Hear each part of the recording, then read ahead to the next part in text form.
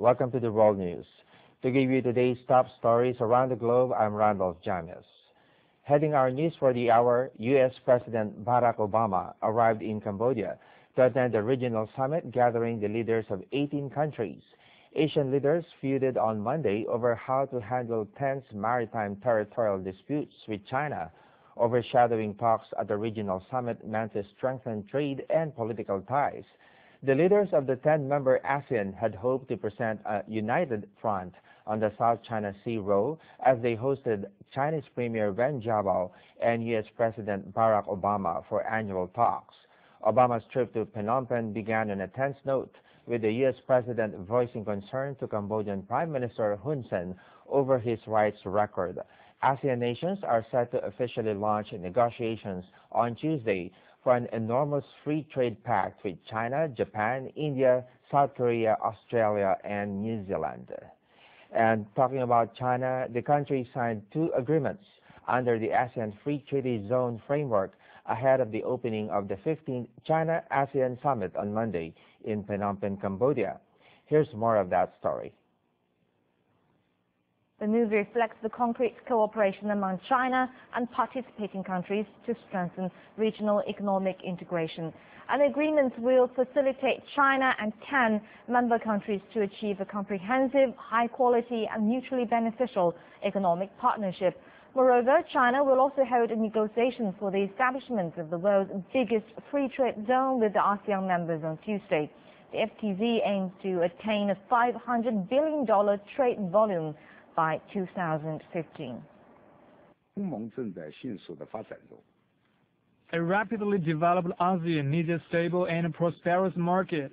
At the same time, China's economic growth has been at a double-digit speed during the past 10 years.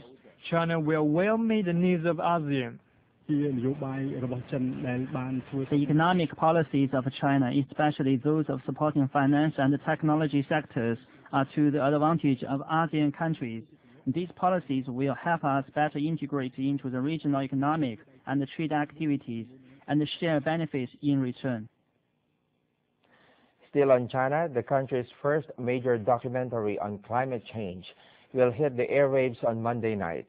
Documentary series more than 2.5 years in the making includes interviews with dozens of global climate experts.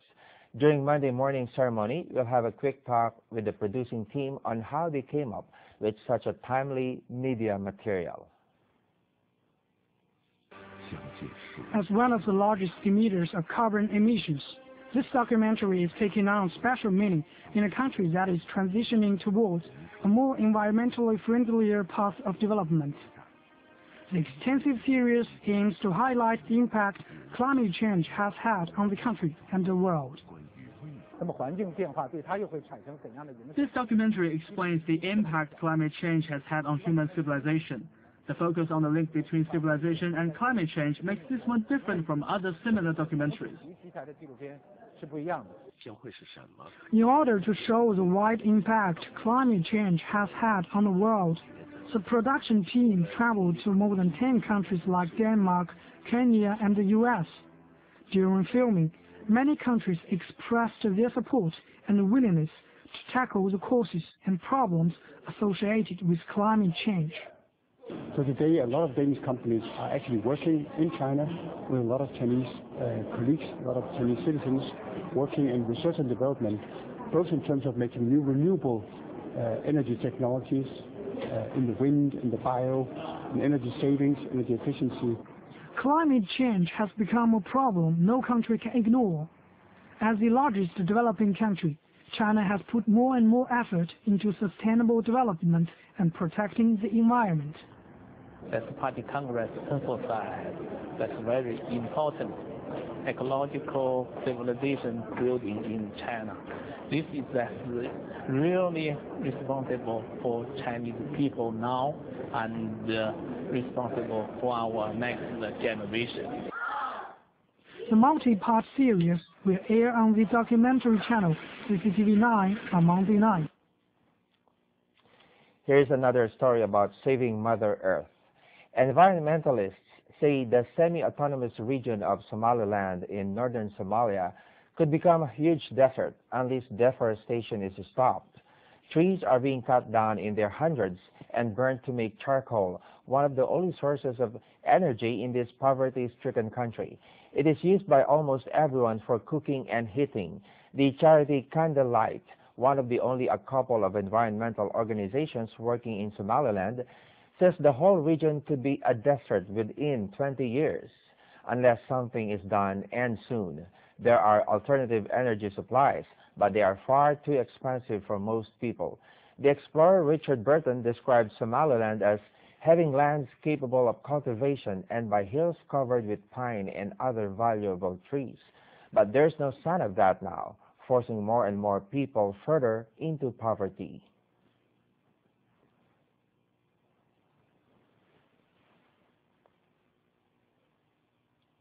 If the trees are cleared, there is no chance for the water to infiltrate into the ground, and that will actually create the acceleration of runoff that creates, the formation of gullies, and that means, the water effectiveness will not be there. The government of Somaliland and the Ministry of Environment will try to stop that kind of, unsustainable use of forest resource, but we couldn't succeed because there's a lack of, financial resource. They say Christmas is just around the corner. Christmas cheer came early to Sweden's Arctic mining town of Gällivare this weekend, where Santas from around the world gathered to compete in one of the world's most important but little-known sporting events, the Santa Winter Games. The 9 competitors and their elves paraded Saturday throughout the town of Gällivare inside the Arctic Circle to the site of the competition in the town center. As spectators watched from the sidelines, elves and reindeer handed out flags, whistles, and candy to supporters. The competition included a reindeer riding event, porridge eating, karaoke, and sack races before the jury crowned the winner. Some 400 people braved the cold in parkas and warm boots to watch this year's competition, a record according to organizers. In sports news, French skipper Jeremy Bayou announced his exit Monday from the Vendée Globe around the world solo sailing. The news comes after his keel was damaged Saturday. Bayou is the 5th person to exit the race. Bayou was seen mooring his boat and had the time to sign some autographs. The exit is quite rare for the career of the skipper since his last sail on a race like this. Jeremy expects to do better and be more prepared in the coming events. A dream came true is our last story for the day. Kenya's North Rift region overflows with athletics talent, and so when the annual CAS Marathon comes around every year, the registration figures are staggering, with the participants hoping for the over $10,000 in prize money and to compete in the 42-kilometer event. Most of the participants are upstarts with dreams making it big. Let's head to Eldoret, Kenya, and find out why the CAS Marathon came to be known as the race where dreams come to life. The sight of runners out for an early morning jog in Kenya's North Rift is a common occurrence. After all, this is a region many have called the home of champions. On this 18th day of November, these athletes are warming up for the annual CAS Marathon. Over 2,000 runners compete in this race, which offers over $10,000 in prize money for the 42-kilometer event. Its main aim to identify new talent from a region flowing with global conquering ability. Many upstarts in Kenya's athletic scene often look for that breakthrough race that will catapult them to glory. And the CAS Marathon has been the stepping stone for many, including the current World Marathon Majors champion, Geoffrey Mutai. Mutai finished second in the 2007 event. Geoffrey went on to win 10 out of 13 road races he competed in, and presently he holds the world's fastest marathon time of 2 hours, 3 minutes and 2 seconds, set in Boston last year. But like many young athletes from the region, Mutai has had his share of challenges. The 30-year-old had been in training for 7 years before finally being able to compete in the CAS Marathon. This year, the race produced more emerging athletes. Weldon Q, a 23-year-old athlete, who dropped out of school for lack of finances, won the men's race. 25-year-old Agnes Chepkiruya, debutant in the 42-kilometer distance, won the women's event. The Cash Marathon received IAAF certification last year after its course, which runs between the towns of Kapsabet and Eldoret, was measured. We have more news to come. Please stay with us.